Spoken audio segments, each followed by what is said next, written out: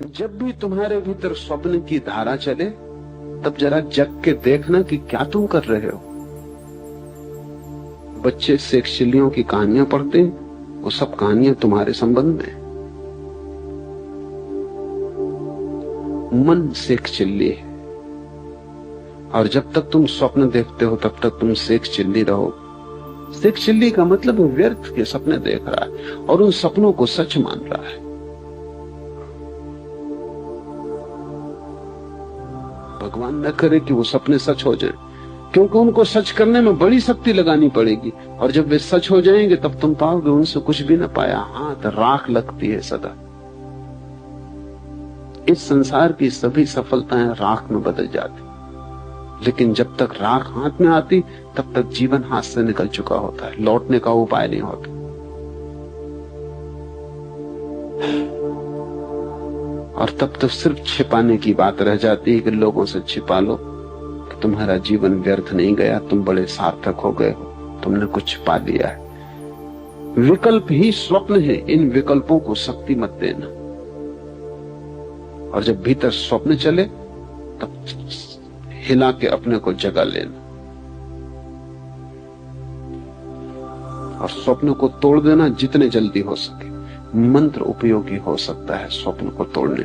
मंत्र के संबंध में हम आगे विचार करेंगे, कैसे मंत्र कारगर हो सकता है।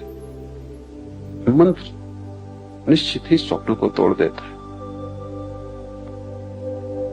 और अविवेक अर्थात स्वबोध का अभाव सुसुप्ति, और जहां सभी कुछ खो जाता है, कोई विवेक न रह जाता, कोई होश नहीं रह जाता, न बाहर का कोई होश न भीतर का कोई होश, जहां तुम सिर्फ एक चट्टान की भांति हो जाते हो गहन तंद्रा में।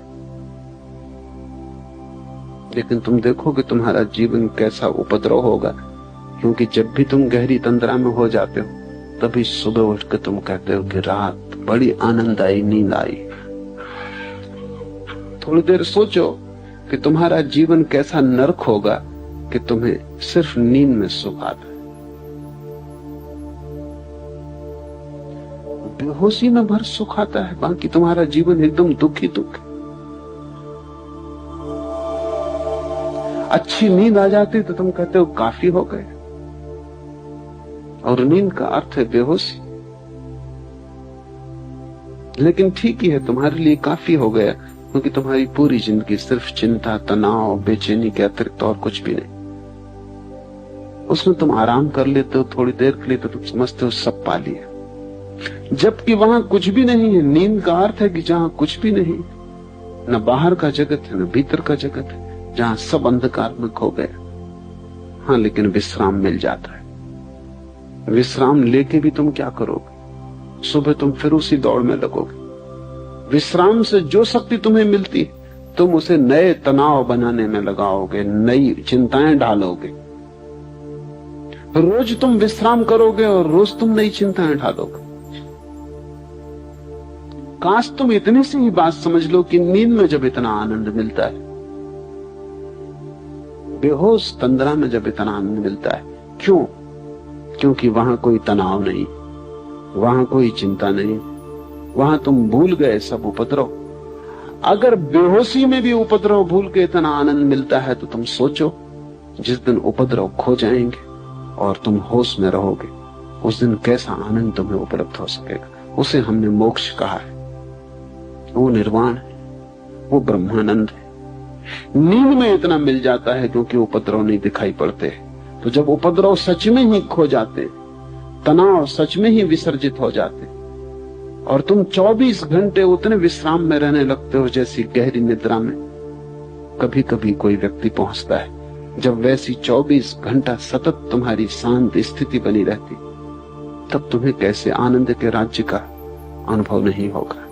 उसे थोड़ा सोचो, क्योंकि समाधि सुसुप्ति जैसी है। सिर्फ एक फर्क है उसमें कि वहां होश है। तुरीयावस्था सुसुप्ति जैसी है, सिर्फ एक फर्क है कि वहां प्रकाश है और सुसुप्ति में अंधकार है। समझो कि तुम्हें एक स्ट्रेचर पर बेहोश अवस्था में इस बगीचे में लाया जाए, सूरज की किरणें तुम्हें छुएंगी, क्योंकि सूरज की किरणें बेहोश नहीं, बेहोश तुम हो। हवाओं के झोंके तुम्हारे ऊपर से गुजरेंगे, हल्की थपकियां देंगे, क्योंकि वे बेहोश नहीं, बेहोश तुम हो। फूल की पखरियों से गंध तुम्हारे नासापुटों तक आएगी, क्योंकि फूल बेहोश नहीं, बेहोश तुम हो। सुबह की पड़ी हुई ओस की ताजगी तुम्हें छुएगी, क्योंकि ओस बेहोश नहीं है, बेहोश तुम हो। सब घटित होगा, लेकिन तुम्हें कुछ भी पता नहीं। 2 घंटे बाद जब तुम होश में आओगे, तुम कहोगे बड़ा विश्राम था। इस विश्राम में उस ओस का भी दान होगा, फूल की गंध का भी, सूरज की किरण का भी, हवा के झोंकों का भी, लेकिन उनका तुम्हें कुछ भी पता नहीं। तुम बेहोश थे, तब भी तुम लौट के होश में आके कहते हो बड़ा सुख आया। थोड़ी देर कल्पना करो कि तुम होश से बैठे हो, फूल की गंध बरस रही, सूरज की किरणें बरस रही, होश ने सब ताजा कर दिया है, सब नया कर दिया है। हवाओं के झोंके वृक्षों में गीत पैदा करते, तुम होश से भरे बैठे हो। तब तुम्हारे आनंद। सुसुप्ति में तुम वहीं पहुंचते हो जहां बुद्ध और महावीर और शिव जागृत अवस्था में पहुंचते। नींद में भी तुम सुबह थोड़ी सी खबर लाते हो कि बड़ा सुख था, हालांकि तुम साफ नहीं कर सकते कि कैसा सुख था। तुम कुछ बता नहीं सकते, कुछ व्याख्या नहीं कर सकते, कुछ स्वाद की खबर नहीं दे सकते। नींद में गहरी, लेकिन फिर भी तुम सुबह थोड़ी सी ताजगी लेके आते हो। सुबह उठते हुए आदमी की जो रात गहरी नींद में सोया हो, उसके चेहरे पर बुद्धत्व की थोड़ी सी झलक होती। खासकर छोटे बच्चे जो कि सच में गहरी नींद सोते हैं, कि जैसे जैसे तुम्हारी चिंताएं बढ़ने लगती, गहरी नींद भी मुश्किल हो जाती। छोटे बच्चों को सुबह उठते समय देखो, इसके पहले कि उनकी नींद टूटे, उनके चेहरे को देखो, उस पर बुद्धत्व की ताजगी होती। कहीं भीतर कोई आनंदपूर्ण घटना घट रही जिसका उसे होश नहीं, लेकिन घटना घट रही। सुसुप्ति में सब तनाव खो जाते, लेकिन विवेक नहीं होता। और समाधि में, तुरीयावस्था में सब तनाव खो जाते हैं और विवेक होता है। विवेक धन सुसुप्ति बराबर समाधि। और तीनों का भोक्ता वीरेश कहलाता है। जागृत को, स्वप्न को, सुसुप्ति को, तीनों का भोक्ता, तीनों से जो पृथक है, तीनों से जो अन्य, तीनों से जो गुजरता है, तीनों को जो भोगता है लेकिन तादात्म्य नहीं करता, जो तीनों के पार जाता है लेकिन अपने को अन्य मानता है, तीनों से भिन्न जो है वही वीरेश। वीरेश का अर्थ है वीरों में वीर है, महावीर है। वीरेश शिव का एक नाम है। हमने महावीर उन्हीं पुरुषों को कहा जिन्होंने समाधि पा ली। हम महावीर उसको नहीं कहते जो गौरी शंकर पर चढ़ गया। ठीक है, साहस किया, लेकिन गौरी शंकर कोई आखिरी ऊंचाई नहीं। हम महावीर उसको भी नहीं कहते जो चांद पर पहुंच गया। साहस किया, लेकिन चांद पर पहुंचना कोई आखिरी मंजिल नहीं। हम तो वीरेश उसे कहते हैं, महावीर उसे कहते हैं जिसने आत्मा को पा लिया, जिसने परमात्मा को पा लिया। क्योंकि परमात्मा से और ऊंचा गौरी शंकर कहां, और परमात्मा से और आगे मंजिल कहां। जिसने आखिरी पा लिया, हम उसी को महावीर कहते हैं। उससे कम पर हम राजी नहीं है, क्योंकि चांद पे पहुंच के क्या होगा? चांद पे पहुंच के सिर्फ और आगे पहुंचने के रास्ते खुलते हैं। अब मंगल पे पहुंचना होगा। मंगल पे पहुंच के क्या होगा? अनंत विस्तार है। हम महावीर उसे कहते हैं जो वहां पहुंच गया जिसके आगे अब पहुंचने को कोई जगह न बची। और क्यों कहते हैं महावीर उसे? क्योंकि उससे बड़ा कोई दुस्साहस नहीं, स्वयं को पा लेने से बड़ा कोई दुस्साहस नहीं, उससे बड़ी कोई साहसिक अभियान नहीं है। क्योंकि उसके मार्ग पर जितनी कठिनाइयां हैं उतनी कठिनाइयां किसी मार्ग पर नहीं। उस तक पहुंचने में जितनी तपश्चर्या से तुम्हें गुजरना पड़ेगा और कहीं पहुंचने में वैसी तपश्चर्या से नहीं गुजरना पड़ता। स्वयं की यात्रा सबसे दुर्भर यात्रा है, वो खडक की धार है। शायद इसीलिए तुम स्वयं से भागे हुए हो और संसार में अपने को यहां वहां उलझा रहे हो।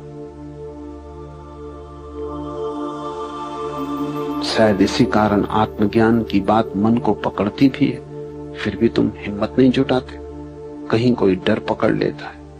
कठिन है, अकेले जाना होगा। सबसे बड़ी कठिनाई तो ये कि दुनिया में सब जगह तुम किसी के साथ जा सकते हो, सिर्फ एक जगह है जहां तुम्हें अकेले जाना होगा।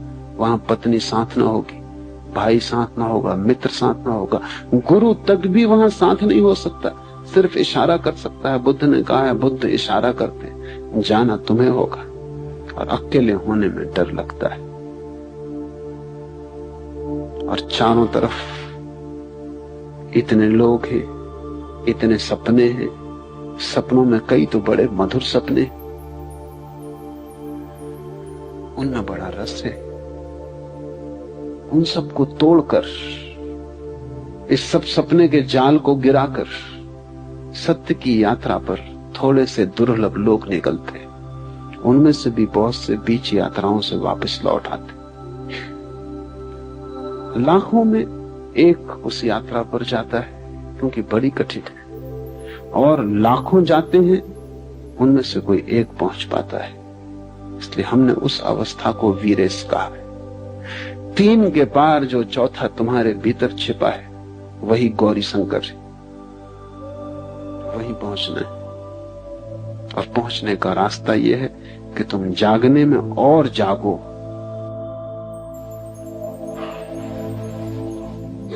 अभी तुम कुनकुने हो, चलती हुई लपट हो जाओ जागरण की, ताकि ये लपट स्वप्न में प्रवेश कर जाए। स्वप्न में भी जागो ताकि स्वप्न टूट जाएं। स्वप्न में इतने जागो कि जागने की एक किरण सुसुप्ति में भी पहुंच जाए। बस जिस दिन तुम सुसुप्ति में दिया लेके पहुंच गए, तुमने वीरेश होने का द्वार खोल लिया। तुमने मंदिर पर पहली दस्तक दी। अनंत आनंद है, लेकिन बीच का मार्ग चलना ही पड़े, कीमत चुकानी ही पड़े। और जितना बड़ा आनंद पाना हो, उतनी बड़ी कीमत चुकानी पड़ेगी। सस्ता कोई सौदा नहीं हो सकता। बहुत लोग सस्ते सौदे की कोशिश भी करते हैं। बहुत लोग शॉर्टकट खोजते। उनको शोषण करने वाले गुरु भी मिल जाते हैं, जो कहते हैं कि बस इससे सब हो जाएगा, कि तुम ये ताबीज बांध लो, कि तुम मुझ पे भरोसा रखो, बस कि तुम दान कर दो, पुण्य कर दो, कि तुम मंदिर बना दो। ये सब सस्ती बातें, इनसे कुछ हल होने वाला नहीं। इनसे सिर्फ तुम धोखे में पड़ते हो। यात्रा करनी ही पड़ेगी। फिर और भी सस्ते मार्ग खोजने वाले लोग, कोई गांजा पी के सोचता है समाधि लग गई, कोई भंग खा के सोचता है कि ज्ञान उत्पन्न हो गया। हजारों साधु सन्यासी हैं, गांजा, अफीम, भंग का उपयोग कर रहे हैं। अभी पश्चिम में उनका प्रभाव बहुत बढ़ गया, क्योंकि पश्चिम में और भी अच्छे मादक द्रव्य खोज लिए गए। हसीस, मारिजुआना, एलएसडी और भी वैज्ञानिक केमिकल खोज लिए गए, जिनका तुम एक इंजेक्शन ले लो और तुम समाधिस्थ हो गए। एक गोली ले लो, समाधि उपलब्ध हो गई। जैसे तत्क्षण काफी तैयार की जा सकती है, वैसे तत्क्षण समाधि भी तैयार की जा सकती है। काश इतना सस्ता होता, और काश नशे में खोने से कोई ज्ञान को उपलब्ध होता, तो सारी दुनिया कभी की हो गई होती। इतना सस्ता नहीं है, लेकिन सस्ते की खोज मन करता है। मन चाहता है किसी तरह बीच का रास्ता कट जाए और हम जहां हैं वहां से हम सीधे मोक्ष में प्रवेश कर जाएं। बीच का रास्ता नहीं कट सकता, क्योंकि इस रास्ते से गुजरने में ही तुम्हारा मोक्ष आएगा। क्योंकि रास्ता सिर्फ रास्ता नहीं है, रास्ता तुम्हारा विकास भी है। यही तकलीफ। बाहर तो हो सकता है लंदन से हवाई जहाज उठता है सीधा बंबई उतर जाए, बीच का रास्ता काट दिया। लेकिन लंदन से जो आदमी बैठा वो बंबई में वही आदमी उतरेगा जो लंदन से बैठा था, कोई दूसरा आदमी नहीं उतर सकता। उसमें कोई विकास नहीं हुआ। ये यात्रा बाहर की है, लेकिन तुम जहां हो यहां से मोक्ष में उतरने का कोई हवाई यात्रा नहीं हो सकती। और जो भी कहते हैं हो सकती है, वो धोखा देते हैं। क्योंकि ये यात्रा एक बिंदु से दूसरे बिंदु की यात्रा नहीं है, एक जीवन स्थिति से दूसरे जीवन स्थिति में प्रवेश। बीच के मार्ग से गुजरना ही होगा, क्योंकि उस गुजरने में ही तुम निखरोगे, जलोगे, बदलोगे। उस गुजरने की पीड़ा से ही तुम्हारा विकास होगा। वो पीड़ा अनिवार्य है। उस पीड़ा से गुजरे बिना कोई वहां नहीं पहुंच सकता। और तुमने अगर कोई संक्षिप्त रास्ता खोजा तो तुम सिर्फ अपने को धोखा दे रहे हो। पश्चिम में संक्षिप्त की बड़ी तलाश है, इसलिए महेश योगी जैसे व्यक्तियों का बड़ा प्रभाव है। उस प्रभाव का कुल कारण इतना कि वो कहते हैं कि हम जो कह रहे हैं ये जेट स्पीड है। हम जो कह रहे हैं ये छोटा सा जो मंत्र है, रोज 15 मिनट कर लेने से तुम सीधे पहुंच जाओगे। कुछ और करने की जरूरत नहीं। न तुम्हारे आचरण को बदलने की जरूरत है, न तुम्हारे जीवन को बदलने की जरूरत है, न तुम्हें कुछ खोना है बाहर की दुनिया में। कुछ करना नहीं है, बस तुम्हें बैठ के 15 मिनट विश्राम करके ये मंत्र का जाप कर लेना। बस ये मंत्र सब कुछ है। मंत्र कीमती चीज है पर सब कुछ नहीं है। और मंत्र से सपने काटे जा सकते हैं, सत्य नहीं मिलता। सपना काटना सत्य के मिलने के मार्ग पर एक हिस्सा है। लेकिन मंत्र कोई दोहरा के कोई समझता हो कि सब हो गया, कि कोई माला फेर के समझता हो कि सब हो गया, तो वो बचकाना है। वो भी योग्य भी नहीं है। समझ के भी योग्य नहीं, पहुंचने की तो बात दूर है।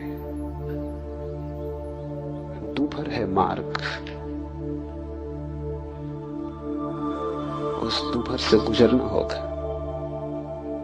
और इसलिए सूत्र कहता है उद्यम चाहिए, इतनी महान प्रयत्न करने की आकांक्षा चाहिए, अभीपसा चाहिए कि तुम अपने को पूरा दांव पर लगा दो। मोक्ष खरीदा जा सकता है, लेकिन तुम अपने को पूरा दांव पर लगा दो तो ही, इससे कम में नहीं चलेगा। कुछ और तुमने दिया वो देना नहीं है, वो कीमत नहीं चुकाई तुमने। अपने को पूरा दे डालोगे तो ही कीमत चुकती है और उपलब्धि होती है। आज इतना ही।